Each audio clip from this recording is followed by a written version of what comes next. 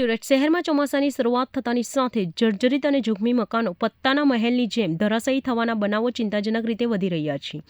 પાંડેસરાના મુક્તિનગર વિસ્તારમાં સતત બીજા દિવસે મકાનનો ભાગ તૂટી પડવાની એક મોટી દુર્ઘટના સામે આવી છે. મુક્તિનગરમાં આવેલા એક ગ્રાઉન્ડ પ્લસ 2 માળના મકાનની ગેલેરી અને ઉપર જવા આવવાનો દાદર એટલે કે સીડીનો ભાગ અચાનક ધડાકાભેર તૂટી પડ્યો હતો.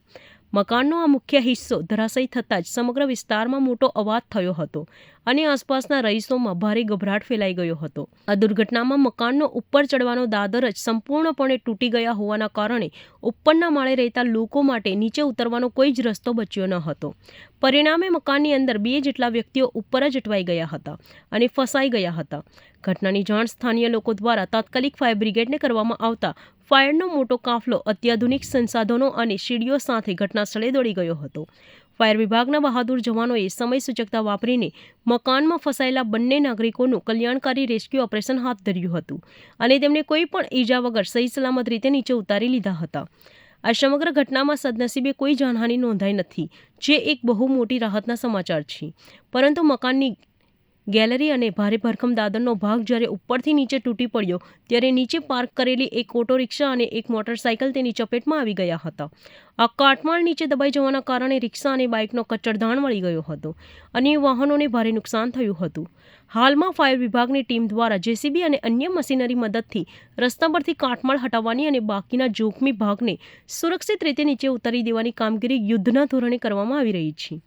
મુક્તિનગરમાં સતત બીજા દિવસે બનેલી આ ઘટનાએ સ્થાનીય પ્રશાસન અને સુરત મહાનગરપાલિકાની ચિંતામાં મોટો વધારો કર્યો છે.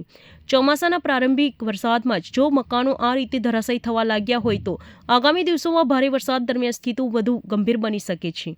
સોસાયટીના રહીશોમાં પણ હવે ભયનો માહોલ છે અને લોકો માંગ કરી રહ્યા છે કે પાલિકા તંત્ર આવા અતિ જર્જરિત મકાનો સામે વહેલી તકે કડક પગલાં ભરે, જેથી કોઈ મોટી દુર્ઘટના કે જાનહાનિ અટકાવી શકાય.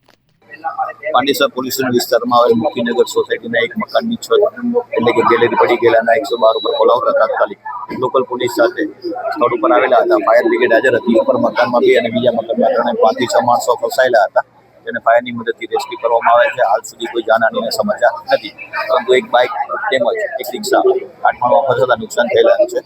જે બીજો કાટમાળ છે ખસેડવાની કાર્યવાહી ચાલુમાં છે. લોકલ બંદોબસ્ત ચાલુ છે. जी सर, आपનું નામ અને કઈ રીતના કોલ મળ્યો? मैं सब ऑफिसर नरोत्तम के खलासी ઉધના ફાયર સ્ટેશન. હું પાંડેસરા વિસ્તારમાં ચેકિંગમાં આવેલો હતો ત્યારે ફાયર કંટ્રોલ રૂમ દ્વારા કોલ મળ્યો હતો ને હું બુલેટ લઈને તરત જ ઘટના સ્થળે સૌથી પહેલા આવી ગયો હતો ને નીચે જોયું તો એક 2 વ્હીલર તેમજ એક રિક્ષા દબાયેલી હતી ને પહેલા મારે 2 માણસો ફસાયેલા હતા. એમને લીડર દ્વારા રેસ્ક્યુ કરીને તરત જ બહાર સહી સલામત બહાર કાઢ્યા હતા ને બીજી કોઈ જાનહાનિ કે ઈજા થઈ નથી. આ કઈ રીતે નુકસાન થયું આ પામી છે?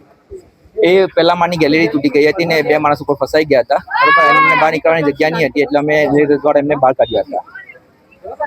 કેમેરામેન હર્ષદ પાટીલ સાથે સુનિલ પાટીલ, સમય મીડિયા ન્યૂઝ, સુરત.